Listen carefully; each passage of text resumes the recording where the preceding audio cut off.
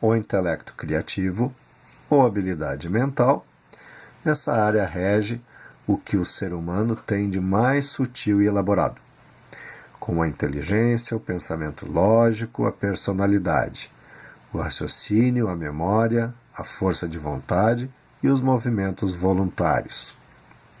Essa área tem como função normal confiança, independência, atitude realista, habilidade de ajustar-se, discriminação, não é discriminação, é discriminação, racionalização, resistência, objetividade, iniciativa, curiosidade, liderança, habilidade crítica e autoexpressão. Na condição anormal, vem a desconfiança, conhecida muito como expressada e vista como a teoria da conspiração, imprudência, desespero, pensamentos maldosos, bloqueios mentais, falta de controle, loquacidade mental, exagerada no caso, insensibilidade, crueldade, melancolia, pessimismo, irritabilidade e depressão. Agora, nós temos aqui a composição de aspectos, tá, que faz a gente pensar em algumas questões. Por exemplo, nós temos a capacidade da pessoa em desenvolver discriminação. O que vem a ser isso? A maneira como ela desenvolve o seu discernimento. Então, a habilidade mental vai trazer muito a relação de como ela tem a capacidade de raciocínio dela, a racionalização, como que ela desenvolve a linha de raciocínio, o seu discernimento diante das coisas. A necessidade, claro, de ter dados, de ter informação, de ter conteúdo armazenado, para a partir desse desenvolver a linha de raciocínio, para ter o discernimento sobre as coisas que vêm até ela. André, diga. Posso te dar um palpite? Claro. Uma opinião? Ao invés de discriminação, não seria melhor colocar discernimento? Então, eu falei discernimento justamente. Discriminação, né? Exato, porque deixa eu justificar aqui. Discriminação é o que traz na literatura em geral, e o discernimento me ocorre, é meu mesmo, né? E me convém que fica melhor de fato, corroborando com o que você está dizendo. Fica mais adequado, né? Acho que pode dar assim, margem a interpretações razoavelmente errôneas. Com certeza, com certeza. Então, por favor, pessoal, podem já arrumar aí no seu material. Eu estou, inclusive, anotando aqui para eu alterar isso depois. Mas, assim, saibam, né? É válido aí vocês terem o discernimento de quando verem na literatura em geral, vocês vão encontrar discriminação e já vão lembrar, então, de pensar nisso como discernimento. Professor, posso fazer uma pergunta? Por favor. Imaginando então que uma pessoa tem uma lacuna bem profunda, ou um sulco também profundo, significa então que ele tem uma maior tendência a estar na função anormal? Justamente, muito bem. Muito bem, eu ia mesmo complementar isso daqui a pouco. Isso mesmo, Emanuela, aproveitando teu gancho.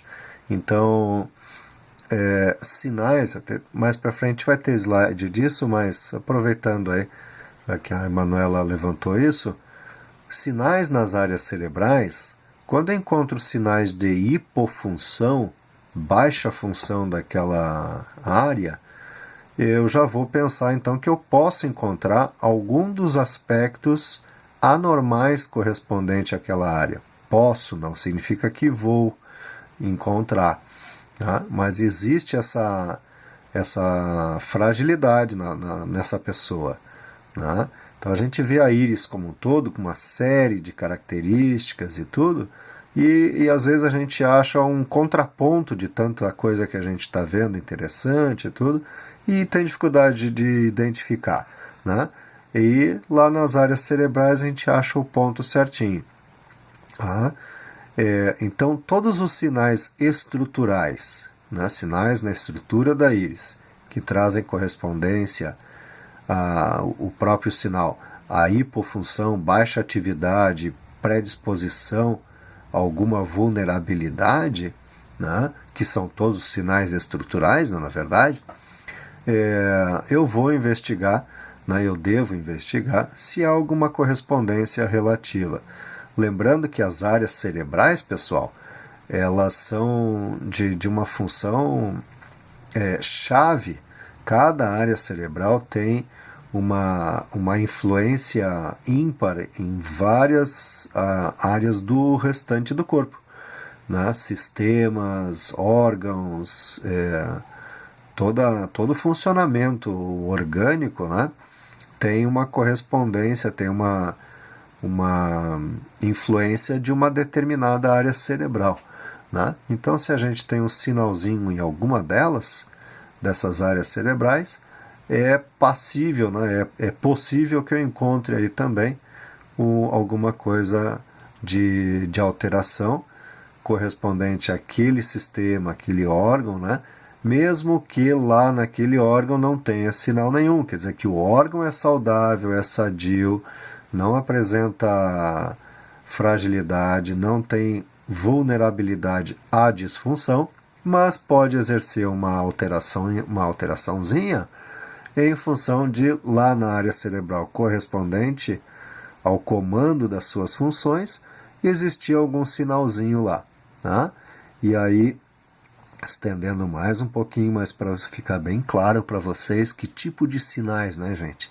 Então, tudo que é tipo de sinal estrutural vai falar a respeito de hipofunção, baixa função, vulnerabilidade funcional, tá?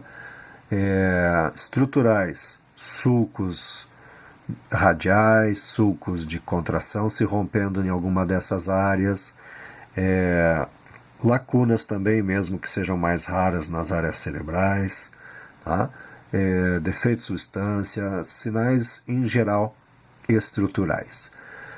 E aí os outros sinais, se eu tenho pigmentos, né? Pigmentos nas áreas cerebrais também vão me denotar uma possibilidade de alteração funcional desenvolvida, né? É um sinal fenotípico, né? Adquirido ao longo da vida, então pode ter desenvolvido alguma alteração funcional por desgaste ou por algum motivo.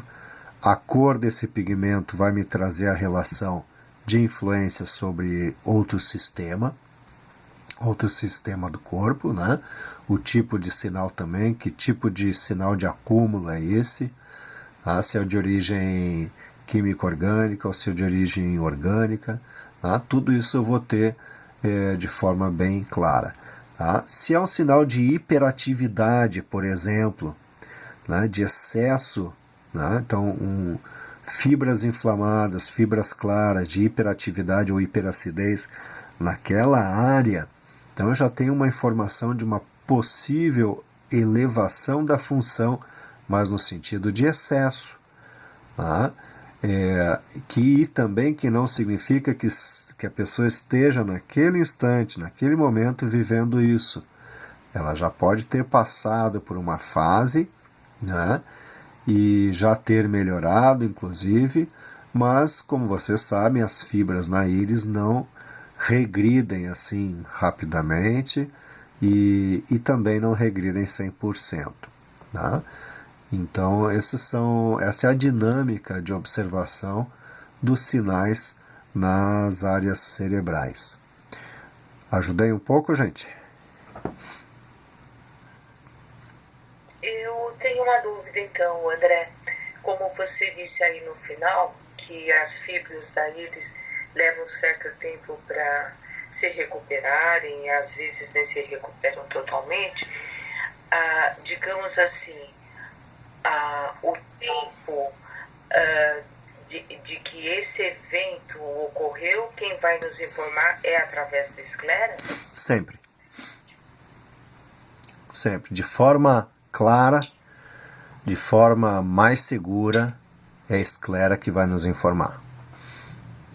Tá? E não é às vezes, viu, Cida, viu, pessoal?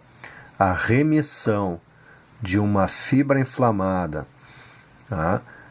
De uma fibra inchada, esbranquiçada na íris, jamais é 100%. Ela nunca vai voltar a ser exatamente como ela era antes. Tá? Sempre vai ficar um saldo aí desse inchaço, né? Vai ficar um pouquinho maior, um pouquinho mais clara do que ela era antes. Tá? Vai ficar como uma cicatriz, como um lembrete ali de que passa a ser uma área mais sensível. Tá? Então, para quem não tem, não tem acesso aí à parte da esclera, né? Fica numa subjetividade maior, tem que investigar mais, tem que cercar mais a anamnese e tudo para chegar na conclusão atemporal da íris aí, entre o que foi, o que é, o que pode ser, na informação que a íris está trazendo, né? Mas a esclera vai nos trazer isso de forma bem mais palpável. Tá? Ok? Ok. Emanuela, deu para entender melhor a dinâmica dos sinais nas áreas cerebrais? Professor, obrigada. Imagina. Sempre às ordens, pessoal. Vamos lá. Pensamento e emoções acerca da habilidade mental. Na íris esquerda, o aspecto de utilizar a habilidade mental, todos os atributos que a gente viu antes, para expressar ao mundo o que a pessoa entende por suas capacidades criativas e mentais. Na íris direita, o aspecto de utilizar a habilidade mental para expressar ao mundo o que a pessoa entende por suas capacidades lógicas, racionais e mentais. Tá? Então é sempre nesse contexto diferencial entre uma e outra. Agora nós vamos para a parte parietal, lobo parietal, ou também conhecido como movimento sensorial, e também conhecido mais antigamente como sensório locomoção. Rege a sinestesia através do tato, da coordenação muscular, das sensações térmicas, de pressão e movimento, e tem como função normal.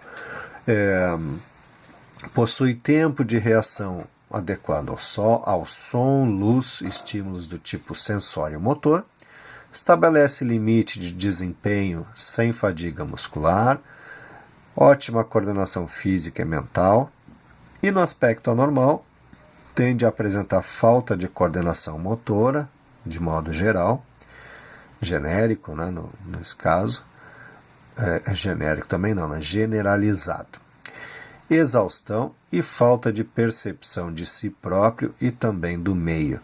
Ora, se nós não percebemos adequadamente a nós mesmos, né, e também ao meio, nós temos dificuldade de interagir com o próprio meio. E isso, consequentemente, vai levar à exaustão de uma forma ou outra. Tá? Quanto a pensamento e emoção, na íris esquerda está associada a sensação de movimento, iniciando-se no aspecto criativo, a expressão de emoções através de movimentos corporais. Tá? A sensação de movimento iniciando-se no aspecto racional e expressando pensamentos na íris direita. Tá? Então a gente observa aqui muito dessa parte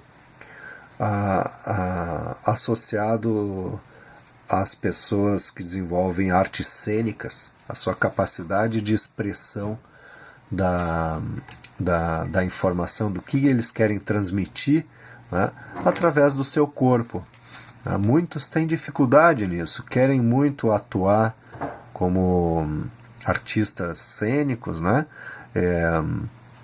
Mas tem muitos que não conseguem desenvolver.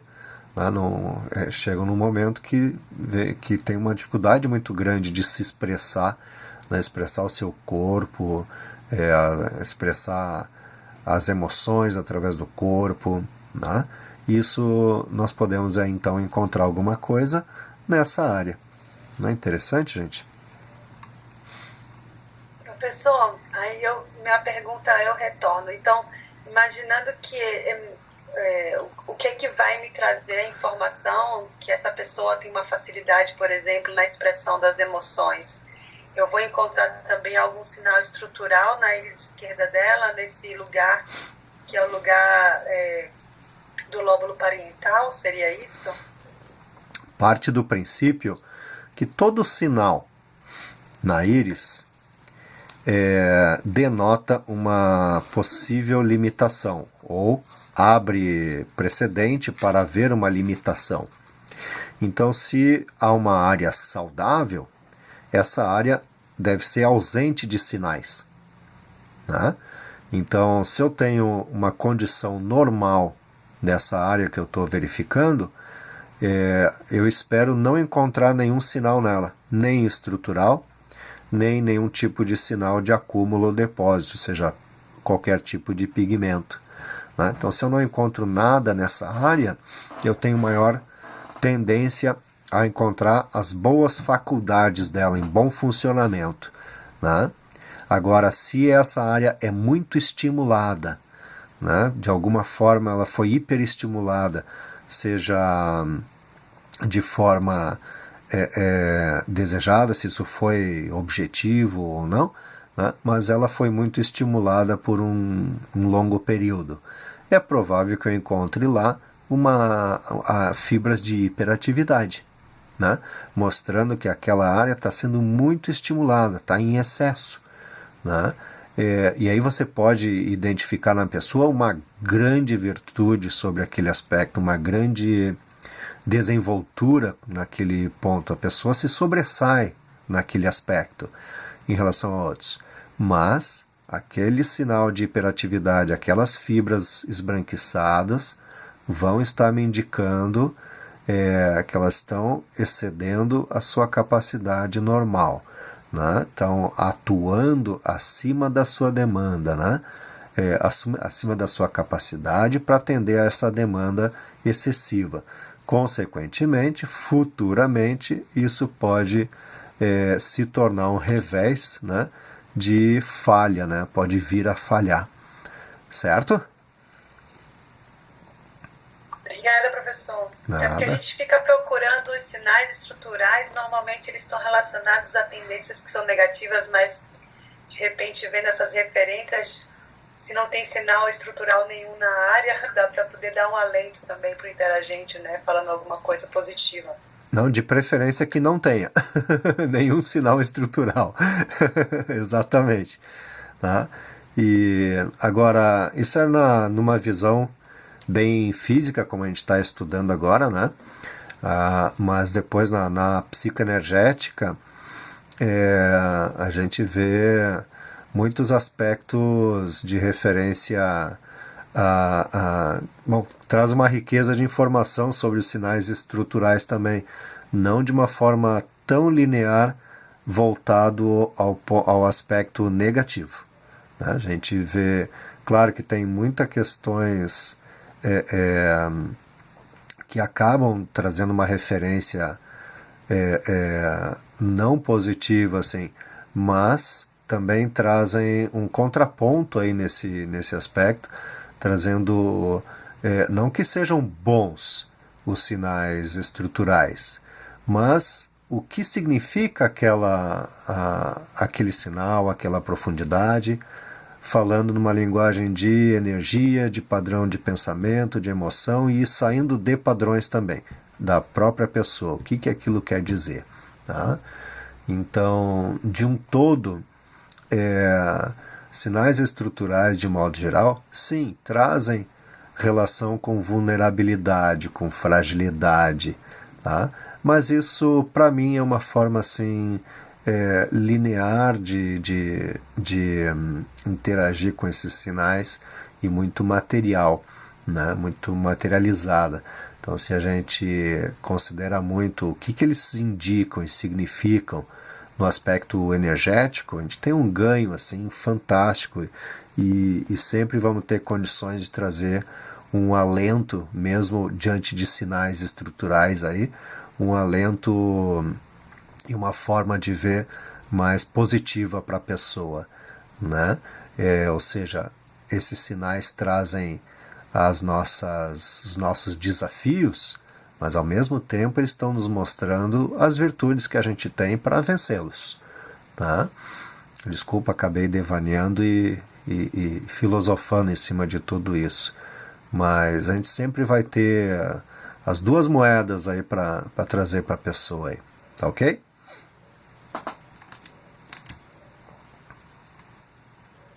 Professor, diga lá.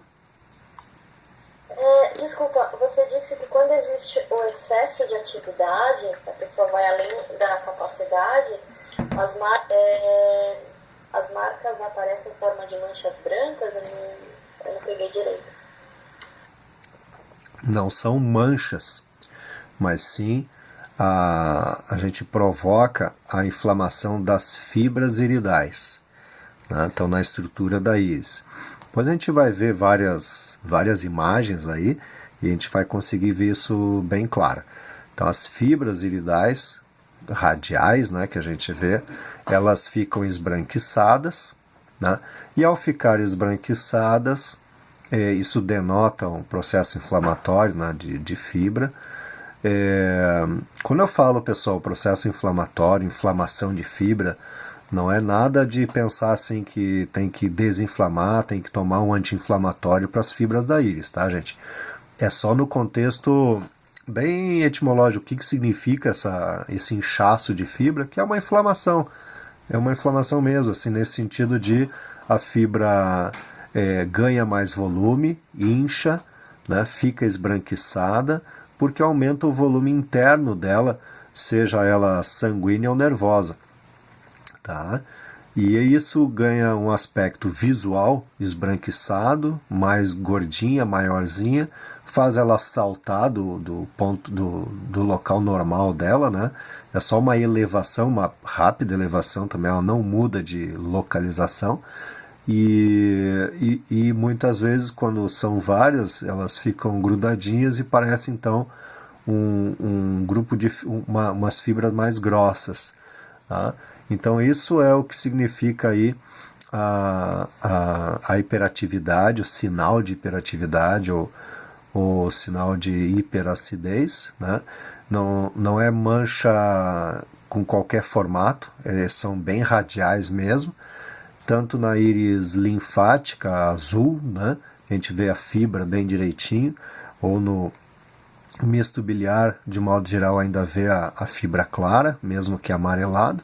Tá? E no hematogênico, que a gente não consegue ver a fibra isolada, vocês vão ver isso na forma de rajados, rajados radiais de dentro para fora na íris, tá?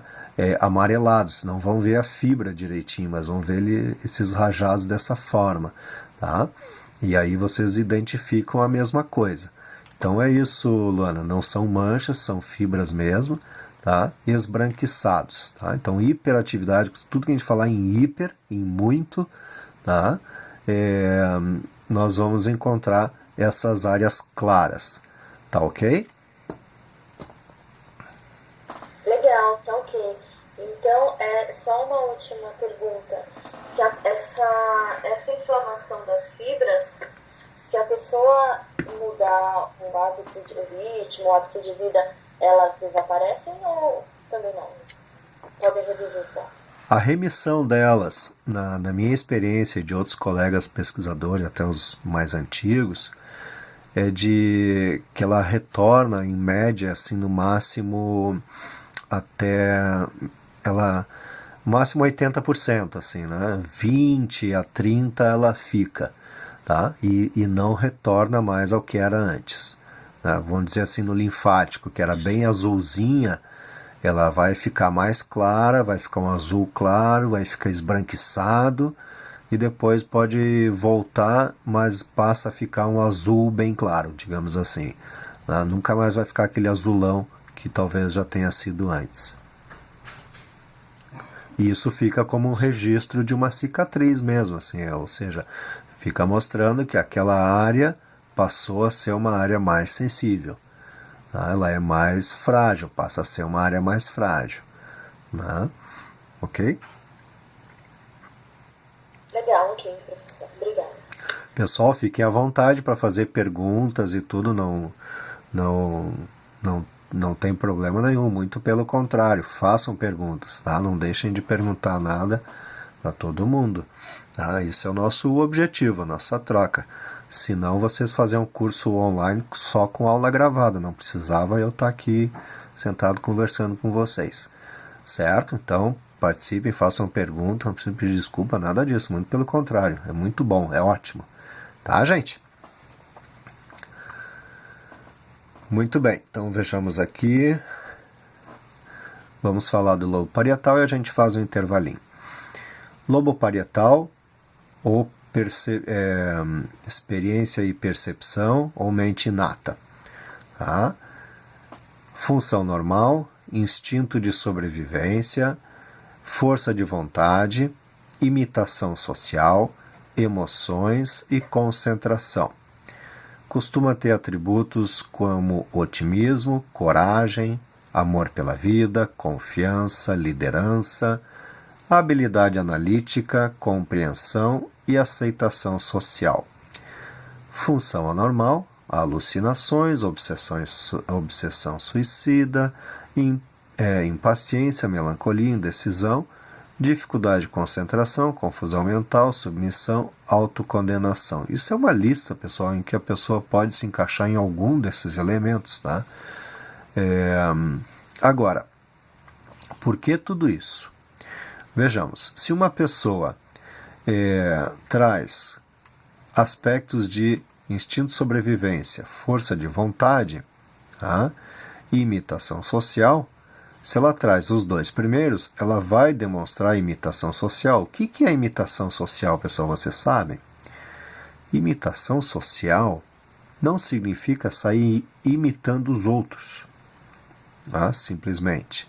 Isso não é uma doença, tá? Isso aqui é uma condição normal, tá? Imitação social significa a capacidade do ser humano em sociabilizar-se ao observar o meio em que ela é inserida, né, em que ela vive, em que ela passa a fazer parte e procurar adequar-se a ele socialmente.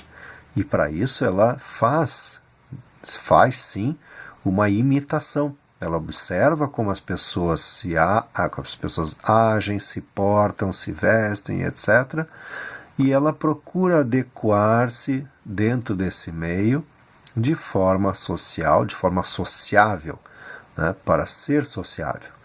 Claro que dentro do possível e de acordo com as características da própria personalidade, ela vai respeitar a sua natureza, a sua personalidade em relação a isso. Muitos, nesse ponto, fazem exatamente o oposto nesse sentido e anulam-se em função da imitação social, por sentir necessidade de serem aprovados, aceitos, reconhecidos e assim por diante. Tá? E aí a gente vê muitas vezes muito associado isso com o que mesmo? Autoestima. Tá? Muito bem. Então uma pessoa com essas condições normais, ela vai ter uma boa aceitação social, ela tem capacidade de liderança, né? Tem uma autoconfiança forte, né? Coragem e esses aspectos. Logo, é claro que na falta disso, ela pode apresentar obsessões, não necessariamente suicidas, pode chegar a isso também, alucinações, impaciência, né? Por não entender ou compreender como que funciona o meio em que ela vive, logo ela não consegue adequar-se a ele, né? E a gente acaba vendo que essas questões todas acabam fazendo sentido se a gente começa a entender o porquê de um aspecto anormal em função de um aspecto normal. Tá? Pensamento e emoções sobre essa parte, essa área. Na íris esquerda, as percepções e experiências do meio em que viveu, que a pessoa viveu, na sua infância, absorvidos vindos da mãe ou da principal figura feminina. E no lado da direita, as percepções e experiências do ambiente em que viveu na sua infância, por parte do pai ou da principal figura masculina. Tá? Então, bem simples, bem tranquilo. Alguma dúvida?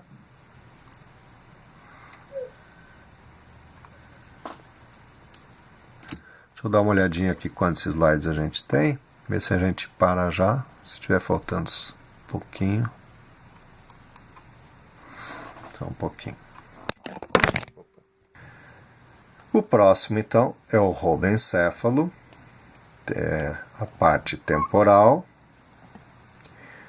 que está associada à expressão sexual, também conhecida como sexualidade mental. Segundo Jensen, essa área afeta as demais funções cerebrais mais do que se pode imaginar. Sua função normal: atração, resposta sexual, reprodução. Ela está intimamente relacionada com a criatividade, com a motivação, o estímulo de vida e a imaginação. E geralmente sua função anormal é alterações na esfera sexual, como diminuição da libido, satiríase, ninfomania, violência, fadiga, vaidade excessiva, egoísmo, irritabilidade e competitividade exagerada. Bem, por que essa área tem tanta influência sobre outras? Vamos a alguns pontos. A área da sexualidade está diretamente associada à criatividade. Por que isso, pessoal? Se nós pensarmos no instinto do ser humano, tá? No instinto animal do ser humano, nós vamos nos dar conta que o ser humano tem o seu instinto de sobrevivência, né? O instinto animal relacionado à sexualidade como algo para ser feito de uma forma para manter e preservar a sua espécie. Tá? Instintivamente é essa relação. Tá? Todo o resto vem a partir da subjetividade, de raciocínio, convívio social, né? E o desenvolvimento da sensualidade. Voltando ao aspecto límbico instintivo, né? Quando uma pessoa não se sente merecedora, né? Não se sente boa o suficiente, logo, autoestima de novo, né? Tem a sua autoestima prejudicada por algum motivo, tá? Seja influência externa ou padrões rígidos de crença próprios, internos ou não, isso vai interferir diretamente na sua sexualidade. Porque, instintivamente, ela vai acreditar que ela não é merecedora de gerar um semelhante, tá? Um semelhante herdeiro da sua linhagem. Tá? Por quê? Porque ela não se sente boa o suficiente, tá? Para ter alguém igual a si, tá? E dar sequência da sua geração. Então isso é instintivo, pessoal. Né? Agora, da mesma forma, à medida que a gente trabalha isso, tá? E a pessoa quebra esses padrões de crença, né? Quebra os conceitos, quebra as influências externas e tudo mais, né? a tendência, então, há uma tendência de melhora nesse aspecto.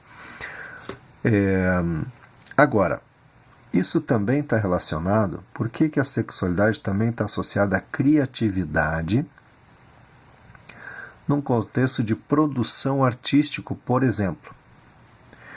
Da mesma forma, exatamente igual, é a mesma energia, tem a mesma fonte, é gerada igual, tá? A pessoa, o artista, tem numa arte um filho seu, uma criação própria, algo gerado, algo feito que vem de dentro de si. Tá? É uma forma também instintiva do artista de expressar ao mundo a sua maneira, a sua forma de contribuir de alguma forma à humanidade e deixar a sua contribuição. Logo, se ele está numa fase prejudicada de produção por algum motivo, e de novo a gente entra no aspecto de autoestima, faz com que ele não se sinta capaz, né, de gerar alguma coisa para ser aprovada pelo mundo, né, e que contribua, que venha a contribuir para o mundo em que ele vive. Então, ele entra numa fase escura de produção, né, ele entra numa fase negativa. Tá? E aí, geralmente, entra num ciclo, porque nesses períodos, então, tem a dificuldade de produzir, não produz nada atraente, nada que chame a atenção, tá? E acaba, geralmente, tendo problemas, então, financeiros, materiais e assim por diante, que vai interferir mais ainda na sua autoestima, colocando-o mais para baixo ainda. Tá? Então é uma coisa bastante desgastante e ingrata para quem vive disso, para o artista de modo geral, né?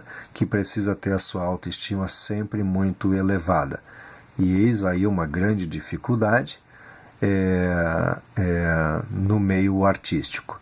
Tá? A gente vê, na verdade, dois extremos: aqueles que têm a autoestima acentuada demais, né? E o oposto também, muito inferiorizada. Tá?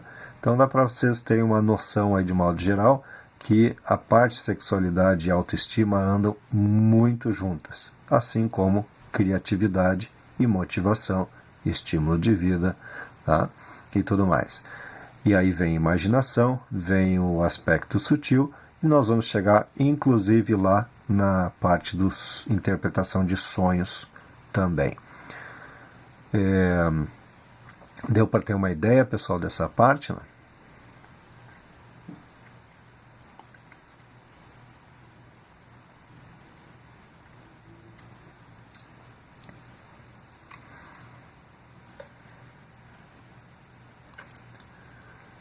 Qual a relação de pensamento e emoção acerca da expressão da sexualidade?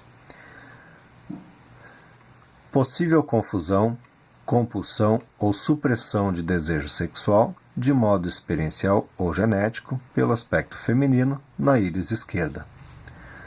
E na íris direita, a partir do aspecto masculino, a mesma coisa. Tá? Então vocês podem encontrar alterações da sexualidade e procurar sinais na área dos órgãos genitais, né? Dos órgãos reprodutores, e não encontrar nada. Tá? Pois não é um problema, não é uma disfunção, não é uma alteração funcional do órgão, mas sim lá da área cerebral correspondente. Tá?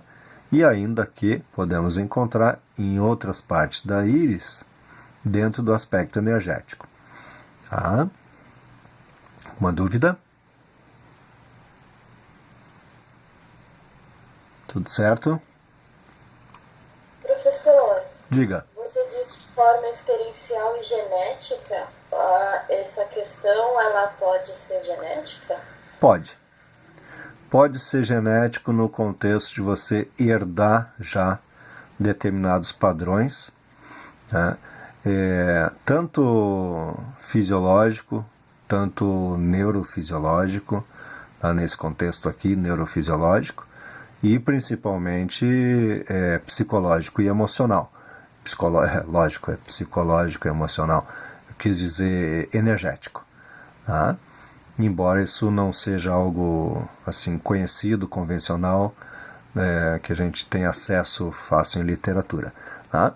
Mas no aspecto psicoenergético, certamente isso tem relação herdada, né, nesse sentido. Tá? E não é difícil a gente observar isso. Ok? Ok. O cerebelo, ou bulbo, ou área da sobrevivência, traz como localização, isso ou, né, sabendo que me referindo a mapas diferentes, tá? Não simplesmente substituição de uma estrutura por outra. Localização. Faz parte do tronco encefálico, do sistema nervoso central, tem como função normal associada à manutenção das funções básicas de vida, centro respiratório, cardíaco e vasomotor. Também exerce ação sobre deglutição, soluço, espasmos, vômito, salivação e tosse. E a sua função anormal, geralmente se observa resfriados, gripes, circulação arterial, venosa, debilitada, respiração rasa, deficiente, e queixas físicas sem causa aparente, como dispneia, taquicardia, soluço, alterações de tensão arterial, podem ser ocasionadas por disfunções nessa área. Por quê? Porque nesta área nós temos não só o centro respiratório, tá? Mas também essa área responsável pelas funções básicas de vida. O que significa isso, pessoal? São as funções vegetativas, é tudo que a nossa consciência não manda, não tem influência de vontade própria de fazer ou não fazer a hora disso, a hora daquilo. Tá? Nós temos o desejo manifestado pelo instinto, que está associado à nossa necessidade fisiológica de atender a alguma questão que a gente precisa. Tá? Então, vem essa vontade enviada pelo nosso id mesmo, pelo nosso instinto. Tá? E isso está associado diretamente, então, às funções básicas de vida ao bulbo. Tá? Por isso, aí, o centro respiratório tem relação com a área do sistema respiratório, está associado a aspectos de sobrevivência pelo trabalho do Dr. Pesek, né? E muitas vezes isso é fato, muitas vezes as pessoas trazem queixas, trazem relações, aspectos para nós, e se observa na área correspondente aonde está o sintoma e não encontramos nenhuma referência de sinal ou a pessoa não traz nenhum tipo de informação de exames e coisas associadas àquilo, sempre referindo que a área correspondente funciona normal, que está tudo normal, que fez exames e não consegue descobrir o que é. Tá? E aí, ao observar lá a área de bulbo, né, a gente identifica aí algum sinal que possa justificar isso. E aí a terapêutica vai ser no quê? Não vai ser especificamente lá na área onde está o sintoma. Como, por exemplo, você não vai trabalhar lá o soluço, lá na região torácica, mas você vai trabalhar a estimulação para melhora da atividade da região de bulbo. Dando exemplo aí, por exemplo, numa reflexologia, reflexoterapia, né? Então você vai trabalhar aquela área cerebral correspondente, tá? E outras terapias em geral. Certo, pessoal? Alguma dúvida aí? Essa é uma área muito interessante, viu, nesse contexto. Muitas pessoas trazem referência de queixas aí de espasmos, de soluços, excesso de salivação, né? Coisas desse tipo, tá? Que a gente acaba não encontrando nada em loco e acha alguma coisinha lá na área de bulbo.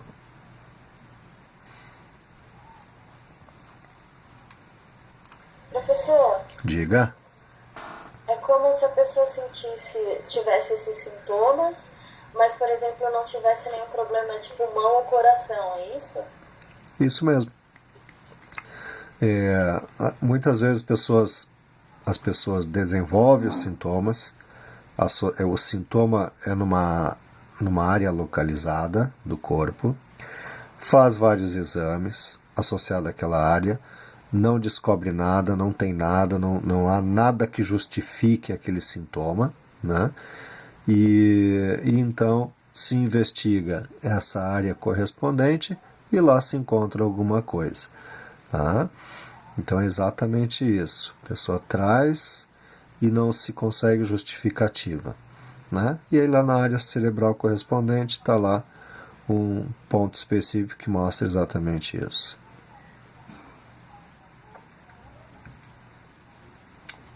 Ok?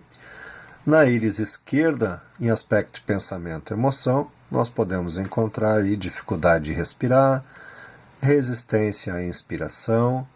Pelo ponto de vista dos aspectos de inspiração, não é fisiológica, tá, gente? É inspiração nos aspectos de criatividade emocional, tá? Preocupação com sobrevivência, tá? Então as relações emocionais amorosas. Então, é tudo que envolve as questões emocionais acerca de criatividade e aspectos de sobrevivência, tá? Na íris direita, dificuldade de respirar, resistência à inspiração a partir dos aspectos racionais e lógicos, ideias, projetos e projetar coisas, né? Preocupação com sobrevivência na carreira profissional, é tudo no contexto social. Este tipo de sobrevivência associado às questões de tórax, de sistema respiratório e bulbo, né, é a sobrevivência no sentido de dar conta das suas responsabilidades, dos seus projetos, dos papéis assumidos, né, dos seus compromissos na vida. Tá? Não é a sobrevivência de luta ou fuga, conhecido na chinesa lá no medo associado a rins. Tá ok, pessoal?